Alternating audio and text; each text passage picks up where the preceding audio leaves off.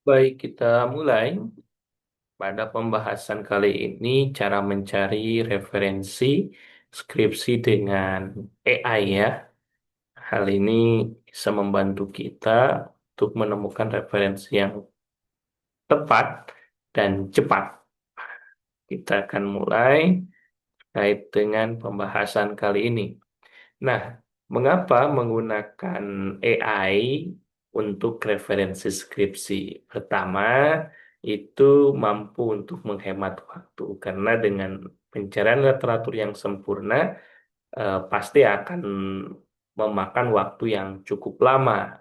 Dengan adanya AI itu sebenarnya mempercepat dan menghemat waktu untuk mencari referensi. Lalu yang kedua, mempercepat pemahaman. Artinya, AI ini membantu memproses dan merangkum jurnal ilmiah yang menjadi poin utama untuk apa namanya dapat mudah untuk dapat dipahami. Lalu yang ketiga itu dengan AI juga kita dapat menemukan gap. Artinya dengan dengan adanya AI ini membantu mengidentifikasi celah penelitian yang belum dikaji secara mendalam oleh peneliti sebelumnya.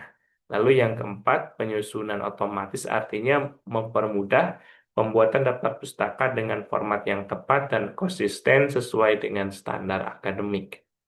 Lalu, apa saja sih tools AI yang bisa digunakan?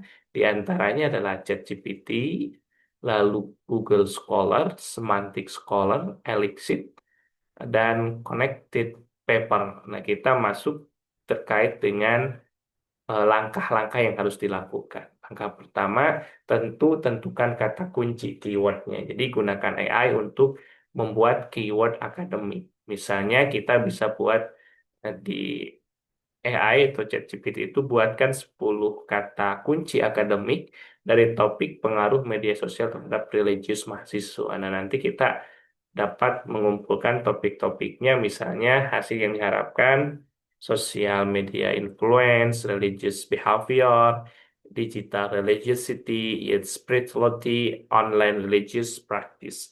Nah, itu kan topik-topik yang kita coba cari melalui AI. Nah, langkah kedua, kita tinggal mulai cari jurnal dengan AI. Nah, kita masuk boleh dengan Google Scholar. Ini database utama untuk pencarian jurnal ilmiah.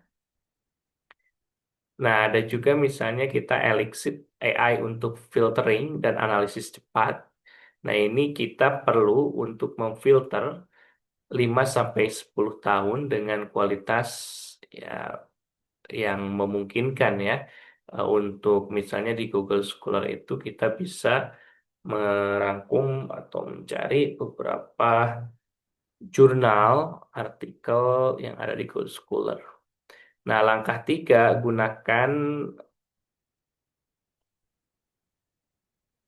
AI untuk ringkasan cepat. Artinya, kita bisa copy abstrak jurnal untuk masukkan ke AI. Misalnya, ringkas abstrak ini menjadi 3 poin utama untuk latar belakang skripsi. Ini membantu inti dari penelitian tanpa harus membaca seluruh paper secara secara mendalam di tahap awal. Nah, langkah 4 itu kita bisa analisis gap penelitian, artinya ketika kita bisa melakukan untuk proses identifikasi celah. Jadi gunakan AI untuk menganalisis beberapa penelitian sekaligus dan menemukan area yang belum dikaji secara mendalam. Nah, dari 5 penelitian ini apa gap penelitian yang belum dikaji?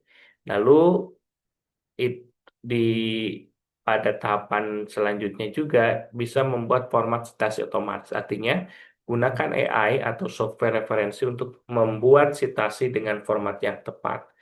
Nanti tinggal dirubah referensi ini ke format apa, style, Mendeley, ataupun Zotero. Nah, hal ini yang kita lakukan itu sebenarnya itu dengan data awal menggunakan AI itu dari mulai menemukan topik, lalu ChatGPT untuk apa dari ChatGPT lalu ke Google Scholar untuk melihat data-data.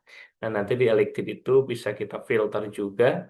Nah, artinya dengan teknik ini sebenarnya memudahkan untuk tidak hanya sebatas referensi yang sesuai dengan paragraf atau kalimat, tetapi kita mengawali berdasarkan data untuk menyajikan di latar belakang.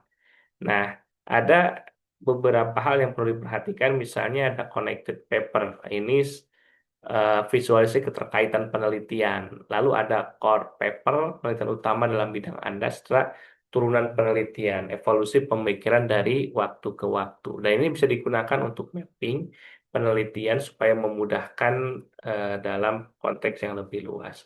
Nah, lalu kesalahan yang harus dihindari itu copy paste dari AI, tidak baca aslinya, referensi tidak valid, dan 100% AI. Jadi ketika kita misalnya mencari juga di AI, perlu divalidasi. Jangan sampai itu 100% AI. Nah, perlu diperhatikan workflow satu hari dapat 20 referensi ini secara standarnya itu misalnya kita 10 menit di AI buat keyword dan identifikasi tema penelitian, lalu 30 menit kita bisa cari di Google Scholar dengan filter yang tepat, lalu 1 jamnya ambil 20 jurnal relevan dengan simpanan PDF-nya, lalu bisa diringkas dengan AI dan identifikasi poin penting, serta nanti susun Mendeley dalam format daftar pustaka. Jadi kita sudah mengumpulkan bahan-bahan terkait dengan apa namanya itu penelitian yang akan dilakukan.